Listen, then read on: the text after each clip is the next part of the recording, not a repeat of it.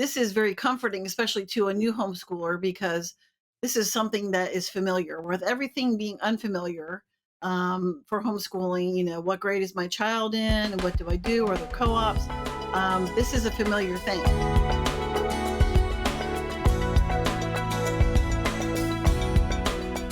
What are some of the other pros of using a traditional textbook?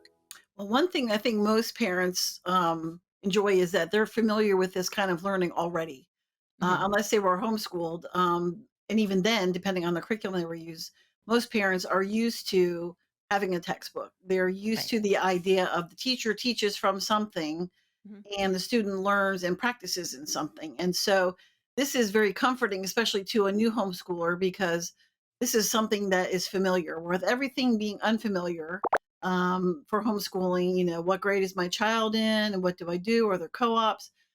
This is a familiar thing. So, okay, I know my child is able to do third grade math. So let's see what you have in the curriculum, and you kind of page through it. You go, oh yes, a lot of parents will look through it and go, oh yeah, that's right. I see that. I recognize that. And Yeah. there's comfort in that. So that's definitely one thing for parents, is that they feel the comfort that they can use it to some degree. They'll still need help and encouragement, but they have that least familiarity.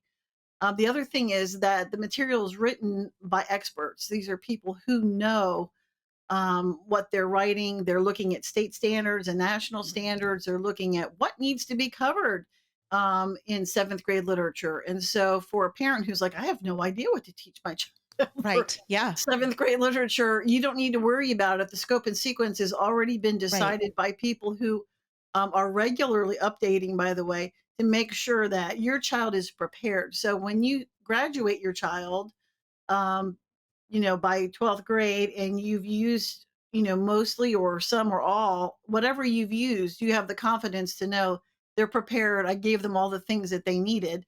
And I can pick and choose from the curriculum to make sure that this is what I think they need. So everything's there that's needful for you. Also, it's age appropriate. So, Mhm. a lot of people are afraid of, is this too advanced for my child, or my child is already, far along. He's already learned his times tables. Can we do something else? Well, you can take the materials and see what's coming in the years ahead Mhm. and make those work for you. So that's helpful as well. The other thing is that you can measure to some degree how your child is doing against his peers, and that would be your Oh, yeah. standardized testing. And I know that sometimes that's a concern for parents.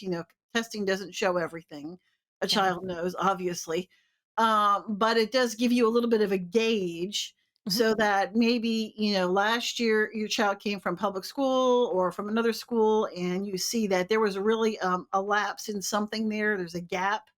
And so you're working on that, and you're working on that particular concept, and you have all the things you need to do that. And then you take a test, and you see, oh, look, we've come ahead a grade and a half from where we were. We've made progress here. Or, I see we've made progress here, but we really need to work on your comprehension skills.